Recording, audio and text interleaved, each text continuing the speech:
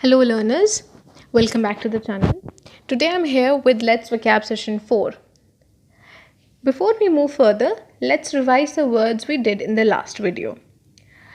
First word, imbecile, जिसका मतलब होता है foolish या stupid. Fancy price, जो बहुत ज़्यादा costly हो. Elephant in the room, एक ऐसी चीज़ या कोई ऐसा person जिसके बारे में कोई discuss नहीं करना चाहता. Dearth, that means lack of something. जब आपके पास किसी भी चीज़ की कमी होती है उसको हम डर्थ कहते हैं. I hope you remember all the meanings. Good. Let's begin with today's video. The first word that we have today is bait. Bait का meaning, first, food that you put in the hook to attract the fish, to catch the fish. Second meaning है lure, या फिर किसी person को आप अपने जाल में फंसाना चाहते हो उसके लिए जो आपने यूज़ किया, that is bait. So synonyms will be attract, bribe और ट्रैप. एंटोनिम, कोई भी चीज़ जब आप किसी को डिस्करेज करने के लिए या दूर करने के लिए यूज़ करते हो तो वो एंटोनिम हो गया. Sentences, the fisherman put up small fishes as a bait to catch puffer fishes. Huge discounts on his shop proved to be a bait to the customers. यानी फिशरमैन ने क्या किया, उन्होंने चारा लगाया हुक में ताकि जो फिशेस हैं, स्मॉल फिशेस हैं, उसको एज अ चारा यूज़ किया ताकि जो पफर फिश है वो कैच हो सके. एंड शॉपकीपर्स ने क्या किया है, ह्यूज डिस्काउंट्स दिए हैं अपने प्रोडक्ट पे ताकि वो अट्रैक्ट कर सकें customers. Third sentence, be cautious, don't fall prey to the bait. यानी ध्यान से, जो अट्रैक्ट करने की कोशिश की जा रही है आपको, उसका शिकार नहीं होना. सेकंड, प्रेवलेंट, ऐसी कोई चीज़ जो बहुत ज़्यादा एरिया में फैली हुई है या बहुत कॉमन है. Synonyms, pervasive, frequent, general. Pervasive का मतलब भी यही होता है बहुत वाइड स्प्रेड, हर लेवल पे मिलेगा. फ्रीक्वेंट, जो बहुत ज़्यादा टाइम होता है. कॉमन, जो बहुत आसानी से आपको मिल जाएगा. एंटोनिम्स, अनकॉमन या फिर रेयर, जो आपको आसानी से देखने के लिए नहीं मिलता है. आई थिंक मीनिंग्स आपको क्लियर है. Let's look at the sentences. COVID-19 is prevalent disease all over the world, all over the globe. Cyclone is more prevalent in coastal areas. यानी साइक्लोन कोस्टल एरियाज में जहाँ पे यानी पानी है या सी है, ओशन है, उसके पास जो जगह होती है, सिटी है, टाउन है, वहाँ पर साइक्लोन ज़्यादा आता है. कोविड-19 हम देख रहे हैं कि हमारे आसपास बहुत ज़्यादा फैला हुआ है. Third is poverty is still prevalent in developing countries. Poverty यानी लोग, जो गैप होता है कि रिच एंड पुअर के बीच में, तो जो पुअर लोग हैं वो अभी भी बहुत ज़्यादा पाए जाते हैं. कहाँ पर? जो डेवलपिंग कंट्रीज़ हैं. I hope it's clear. तीसरा वर्ड ऐसा है जो आपने हिंदी में तो बहुत बार सुना होगा बट शायद इंग्लिश में कभी यूज़ नहीं किया होगा. सो आपने चोर बाज़ार सुना होगा, राइट? जो छोटे बच्चे हैं आई थिंक वो पहली बार सुन रहे हैं, बट जो बड़े देख रहे हैं वो उन्होंने पहले सुना होगा. तो ग्रे मार्केट को हम बोलते हैं चोर बाज़ार, और ये एक ऐसी मार्केट होती है जहाँ पर आपको जो गुड्स हैं, कोई भी प्रोडक्ट है, वो इलीगली या अनऑफिशियली ऐसे प्राइस पे सेल किया जाता है जो कि आप अगर नॉर्मल मार्केट में जाओगे, ऑथराइज मार्केट में जाओगे, वहाँ से कम प्राइस पे मिल जाएगी. ठीक है. सिनोनिम्स जो हैं वो है बूटलेग मार्केट या इलीगल मार्केट प्लेसेस. एंटोनिम्स हो जाएंगे ऑथराइज मार्केट या लीगल मार्केट. ठीक है. सेंटेंसेस देख लेते हैं. Police got a call that iPhones are being sold in the grey market. The market adjacent to Paul's house is surely grey market. तो यानी पुलिस को कॉल आया कि आईफोन्स जो हैं वो ग्रे मार्केट में सेल हो रहे हैं.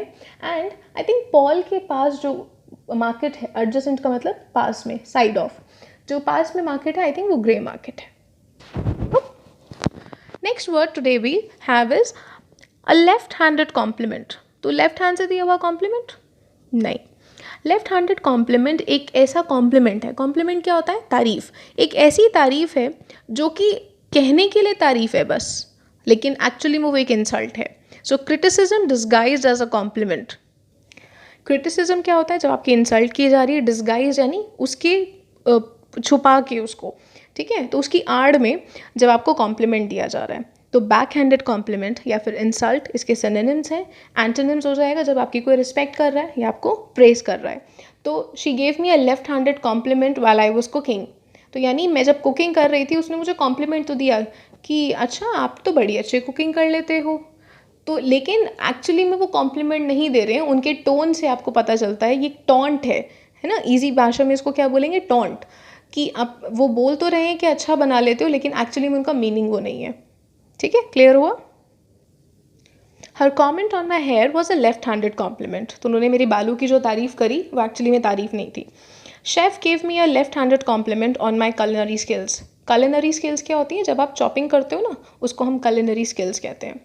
ठीक है, तो लेफ्ट हैंडेड कॉम्प्लीमेंट जब आपको कोई इंसल्ट करना चाह रहे हैं लेकिन वो आपको एज अ कॉम्प्लीमेंट उसको सर्व कर रहे हैं। Okay, be aware of these people. Okay, next word. कोई आपने अपने आसपास बहुत लोगों को ऐसे देखा होगा, फॉर एग्जांपल आपकी मदर आपको पढ़ा भी लेती हैं, वो कुकिंग भी बहुत अच्छी करती हैं, घर को डेकोरेट भी बहुत अच्छा करती हैं, she is doing her job as well, so she is skilled in various parts, various areas. So ऐसे पर्सन को हम क्या बोलेंगे, jack of all trades. Okay, so sentence देख लेते हैं। Work from home has made us jack of all trades. It has really, हम घर से काम कर रहे हैं तो हमारे घर पे क्योंकि कोविड है तो हमारे घर पे कोई हेल्पमेट्स नहीं आ रहे हैं, हमें सब काम खुद करना पड़ रहा है, तो हमें सब आ गया है। The car mechanic repaired my computer as well. I think he is a jack of all trades. तो कार मैकेनिक ने कंप्यूटर भी ठीक कर दिया, तो उसको दोनों काम आते हैं। ठीक है, तो वो मल्टीटास्किंग हो गई, ज़्यादा स्किल्ड है, तो हम जैक ऑफ ऑल ट्रेड्स बोल देंगे। Okay, I hope you will use all these words and idioms in your daily life. Now let's check our learning. So assess, that means check. First word, first sentence, sorry. Her brother can do all the household chores. Household chores यानी जितने भी घर के काम हैं उसके brother को आते हैं. He is what? Which one of the word or idiom will you use here? The car company offered huge discounts as dash during festive season. The police raided the dash at 6 in the evening. Viral fever was dash during last summer.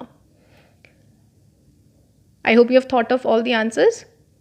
Great. Now let's check. So the first one will be a jack of all trades. Second one, the car company offered huge discounts as bait during festive season. The police raided the grey market at 6 in the evening. Raided means वहाँ पे आके उन्होंने checking करी. Viral fever was dash during last summer. That means यहाँ पर आएगा prevalent. It was very common. I hope all of you have understood all these words and idioms. Great.